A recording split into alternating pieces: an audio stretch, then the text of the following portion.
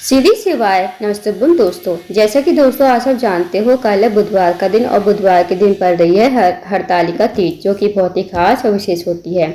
बस दोस्तों आपको कनेर के फूल से अचूक उपाय करना है। यदि दोस्तों आपने इस उपाय को कर लिया ना, तो जो भी आपके घर में लड़ाई झगड़े होते रहते हैं, चाहे वो पति पत्नी में हो, भाई भाई में हो, या फिर सास बहू में नहीं बनती है, तो इस उपाय को करने से आपकी जो भी लड़ाई झगड़े हैं घर के, वो सारे झगड़े आपके समाप्त हो जाएंगे।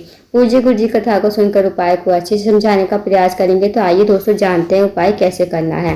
दोस्तों पहला जो उपाय है, यदि पति पत्नी में बिल्कुल भी नहीं बनती है, सास बहू में नहीं बनती है, या फिर घर में आपकी सुख शांति समृद्धि बिल्कुल भी नहीं है, घर में हमेशा लड़ाई झगड़े होते रहते हैं, तो आप इस उपाय को अवश्य कीजिए। दोस्तों इस उपाय को करने के लिए सबसे पहले तो आपको 2 लोटे जल लेने हैं। चाहे आप तांबे के पात्र में ले लीजिए, चाहे स्टील के पात्र में। उसके बाद आपको कनेर के फूल लेने हैं। जितनी मात्रा में आपको कनेर के फूल मिल जाए ना, ज़्यादा से ज़्यादा मात्रा में आप ले लीजिए, क्योंकि हमें जो कनेर के फूल लोगे ना जो आप, तो हमें उसकी माला बनानी है, बहुत बड़ी माला बनानी है। उसके बाद माला बनाने के बाद आपको ये जो 2 लोटे जल लिए हैं आपने, और जो माला बनाकर आपने तैयार की है, ये आपको लेकर चले जाना है शिव जी के मंदिर में। इस उपाय को आप सुबह से लेकर शाम तक कभी भी कर सकते हो।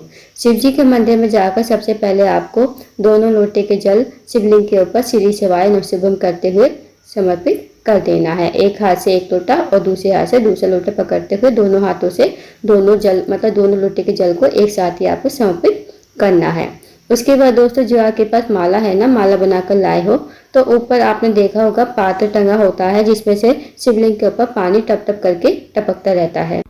तो दोस्तों शिवलिंग के ऊपर जो पात्र टंगा होता है ना, जो आपके पास माला है, सबसे पहले माला को आपको कलश के ऊपर जैसे पहनाते हैं माला, वैसे पहना दीजिए। फिर आपको इस माला को शिवलिंग के ऊपर पहनाना है। फिर इस माला को आपको शिवलिंग के ऊपर पहनाने के बाद जो जलाधारी होती है, जहाँ से जल नीचे बहकर गिरता है, वहाँ पर आपको ऐसे सीधा रख देनी है।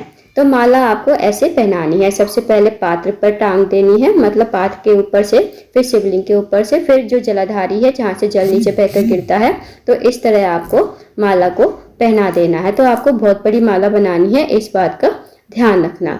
उसके बाद दोस्तों आपको दोनों हाथ जोड़कर भगवान शिव से प्रार्थना करनी है कि हे महादेव, हमारे घर में सुख शांति समृद्धि बिल्कुल भी नहीं है, हमारे घर में लड़ाई झगड़ा होता रहता है। आप कुछ अच्छी कृपा करें कि हमारे जीवन में जो भी समस्याएं हैं, हमारे घर में जो भी समस्याएं हैं, वो दूर हो जाएं और हमारे घर में सुख शांति समृद्धि हमेशा बनी रहे। तो आप अपने अकॉर्डिंग प्रार्थना कर लीजिए। दोस्तों इस उपाय को अवश्य कीजिएगा। हरियाली तीज के दिन जो भी इस उपाय को करता है, उसके घर में हमेशा सुख शांति समृद्धि बनी रहती है। तो दोस्तों अब जानते हैं अगले उपाय के बारे में। दोस्तों अगला जो उपाय है वो है इच्छा पूर्ति के लिए, साथ ही साथ मनोकामना पूर्ति के लिए। यदि आपकी कोई मनोकामना है, चाहे वो धन को लेकर हो, व्यापार को लेकर हो, नौकरी को लेकर, तो आप इस उपाय को अवश्य कीजिए। इस उपाय को करने के लिए सबसे पहले आपको 1 लोटा जल लेना है तांबे के पात्र में। साथ ही आपको लेने हैं 3 बेलपत्र। 3 बेलपत्र जो आप लोगे ना दोस्तों, कहीं से कटे फटे खंडित नहीं होने चाहिए। अब आपको चले जाना है शिव जी के मंदिर में। इस उपाय को दोस्तों आप सुबह से लेकर शाम तक कभी भी कर सकते हो। शिव जी के मंदिर में जाकर सबसे पहले जो आपके पास 3 बेलपत्र है ना, उनमें से पहली बेलपत्र आपको माता असुरसुंडी के स्थान पर समर्पित करनी है। दोस्तों आप सबको पता होगा कि शिव जी का जो पूरा परिवार है वो जलाधारी पर विराजमान है। तो माता असुरसुंडी का जो स्थान होता है, जलाधारी के बीचों बीच में होता है, मोटी सी लाइन होती है नाग देवता की तरह। तो वहाँ पर आपको पहली बेल पर श्री शिवाय नमः कहते समर्पित कर देनी है। जो बेलपत्र की डंडी का मुख होगा वो आपको जलाधारी की तरफ, और जो पत्ती का मुख होगा वो आपको शिवलिंग की तरफ करना है। अब जो आपके पास दूसरी बेलपत्र है वो आपको समर्पित करनी है माता पार्वती के हस्तकमल पर। दोस्तों माता पार्वती का जो हस्तकमल होता है, जहाँ शिवलिंग विराजमान होता है, नीचे आप देखना गोल गोल एरिया होता है। जो गोल एरिया होता है ना, वो माता पार्वती का हस्तकमल होता है। तो वहाँ पर आपको दूसरी बेल पर श्री शिवाय नमः कहते समर्पित कर देनी है। अब जो आपके पास तीसरी बेलपत्र को दोस्तों आपको शिवलिंग के ऊपर समर्पित करनी है। तो आपको शिवलिंग के ऊपर श्री शिवाय नमः कहते हुए समर्पित कर देना है। अब जो बेलपत्र की डंडी का मुख होगा ना, वो आपको माता असुरसुंडी की तरफ करना है। जो पत्ती का मुख होगा वो आपकी तरफ होना चाहिए। तो इस तरह आपको तीसरी बेल पर समर्पित कर देनी है। अब जो आपके पास 1 लोटा जल है, 1 लोटा जल आपको अपनी मनोकामना कहते हुए, जो भी आपकी मनोकामना है, मनोकामना कहते हुए आपको समर्पित कर देना शिवलिंग के ऊपर श्री शिवाय नमः कहते हुए। दोस्तों करके देखिएगा, बहुत ही अचूक अनुशेष उपाय है। इस उपाय को करने से आपकी जो भी मनोकामना होगी वो मनोकामना आपकी अवश्य ही पूरी हो जाएगी। अब जानते हैं दोस्तों अगले उपाय के बारे में। दोस्तों अगला जो उपाय है वो भी इच्छा पूर्ति के लिए है, साथ ही साथ मनोकामना पूर्ति के लिए है। यदि आपकी कोई विशेष मनोकामना है तो भी आप इस उपाय को करके देखिएगा। इस उपाय को करने के लिए आपको 1 लोटा जल लेना है तांबे के पात्र में, और 1 लोटा जल आपको लेकर चले जाना है शिव जी के मंदिर में। शिव जी के मंदिर में जाकर सबसे पहले आपको उत्तर की तरफ मुँह करके खड़ा होना है। अब दोस्तों आप सबको पता होगा कि शिव जी का जो पूरा परिवार है वो जलाधारी पर विराजमान है। तो दोस्तों जो आपके पास 1 लोटा जल है ना, 1 लोटा जल आपको चारों स्थानों पर समर्पित करना है। सबसे पहले गणेश जी के स्थान पर, फिर भगवान कार्तिकेय, फिर माता सरस्वती, फिर माता पार्वती का हस्त कमल। अब भगवान गणेश जी का जो स्थान होता है जलाधारी के राइट साइड पर होता है, तो वहाँ पर आपको थोड़ा सा जल समर्पित कर देना है श्री शिवाय नमस्तुभ्यम कहते हुए। अब दूसरी बार जो आपको जल समर्पित करना है वो भगवान कार्तिक के स्थान पर, तो उसी लोटे में से आपको थोड़ा सा जल समर्पित कर देना है श्री शिवाय नमस्तुभ्यम कहते हुए।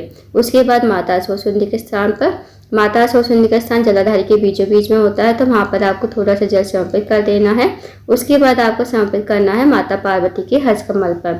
माता पार्वती का हस्त कमल जो होता है जहाँ शिवलिंग विराजमान होता है, नीचे आप देखना गोल गोल कटी भाग होता है, तो वहाँ पर आपको थोड़ा सा जल समर्पित कर देना है श्री शिवाय नमस्तुभ्यम कहते हुए।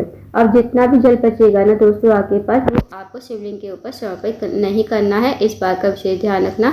अब जो भी आपके पास जल बचेगा वो आपको लेकर जाना है बेलपत्र के पेड़ के नीचे। जहाँ भी मंदिर में जैसे जाओगे तो मंदिर में बेलपत्र का पेड़ तो होगा ही, तो वहाँ पर आपको चले जाना है और बेलपत्र के पेड़ के नीचे आपको पूरा का पूरा जल श्री शिवाय नमस्तुभ्यम कहते हुए समर्पित कर देना है, और आपको अपनी मनोकामना भी कह देनी है। जो भी आपकी मनोकामना है मनोकामना कह दीजिए।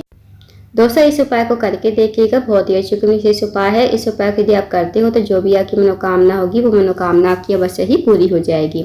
जब आप बेलपत्र के पेड़ के नीचे जल चढ़ा दो ना, तो हो सके तो आप 1 लोटा जल शिवलिंग के ऊपर समर्पित कर दीजिएगा। वहीं मंदिर में से 1 लोटा जल लेकर और शिवलिंग के ऊपर आपको समर्पित कर देना है श्री शिवाय नमस्तुभ्यम कहते हुए। तो इस उपाय को करके देखिएगा, बहुत ही अच्छा विशेष उपाय है। अब जानते हैं दोस्तों अगले उपाय के बारे में।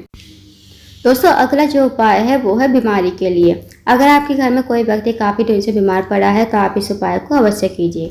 इस उपाय करने के लिए आपको 1 लोटा जल लेना है तांबे के पात्र में, साथ ही आपको लेनी है खड़ी हल्दी। एक आपको खड़ी हल्दी ले लेनी है, और आपको साथ ही लेना है 1 बेलपत्र जो कहीं से कटा फटा ना हो, और 5 पीपल के पत्ते आपको लेने हैं। अब ये सारी सामग्री आपको लोटे के जल में डाल देनी है। 5 पीपल के पत्ते, 1 बेलपत्र और 1 खड़ी हल्दी। उसके बाद आपको चले जाना है शिव जी के मंदिर में इस लोटे के जल को लेकर। इस उपाय को आप सुबह चाहो तो सुबह कर लीजिए, नहीं तो शाम को भी इस उपाय को कर सकती हो।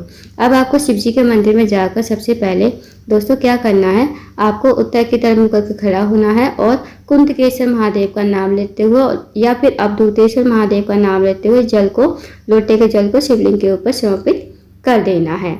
अब जो दोस्तों 5 पीपल के पत्ते हैं ना, वो शिवलिंग के ऊपर, मतलब आप जैसे आप जल समर्पित करोगे शिवलिंग के ऊपर, तो वो शिवलिंग के ऊपर 5 पीपल के पत्ते गिरेंगे, उन्हें आपको उठा लेना है। और इन पीपल के पत्तों को उठाकर आपको ये पीपल के पत्तों से अपने शरीर के ऊपर छिड़काव करना है। यदि दोस्तों आप बीमार हो, आप इस उपाय को कर रहे हो, तो आप अपने ऊपर छिड़काव कर लीजिए। अगर घर का कोई फैमिली मेंबर कर रहा है तो आप क्या करोगे, आप इन पीपल के पत्तों को, जो 5 पीपल के पत्ते हैं, इन्हें आपको लेकर चले जाना है अपने घर पर। जहाँ भी कोई रोगी व्यक्ति है, बीमार है, वहाँ पर चले जाइए और इन पीपल के पत्तों से आपको छिड़काव कर देना है उस रोगी व्यक्ति के शरीर के ऊपर, कुंडकेश्वर महादेव का नाम लेते हुए या फिर अवधूतेश्वर महादेव का नाम लेते हुए। तो करके देखिएगा, जो भी इस उपाय को हरतालिका तीज के दिन करता है उसकी जो भी बीमारी होती है वो बीमारी आपकी जरूर दूर हो जाएगी। दोस्तों इन पीपल के पत्तों को या तो आप किसी पेड़ के नीचे रख दीजिएगा। अगर आप मंदिर में ये उपाय कर रहे हो तो आप शिवलिंग के पास ही रख दीजिए इन पीपल के पत्तों को। अगर आप घर पर इस उपाय कर रहे हो तो आप किसी भी पेड़ के नीचे इन पीपल के पत्तों को डाल देना। तो दोस्तों ये थे कुछ विशेष उपाय जो आपको हरतालिका तीज यानी कि बुधवार के दिन करने हैं। इन उपाय को अवश्य कीजिएगा। अगर आपको जानकारी पसंद आई हो, वीडियो को लाइक करें, शेयर करें, चैनल को जरूर सब्सक्राइब करें, कमेंट बॉक्स में श्री शिवाय नमस्तुभ्यम हर हर महादेव जरूर लिखें।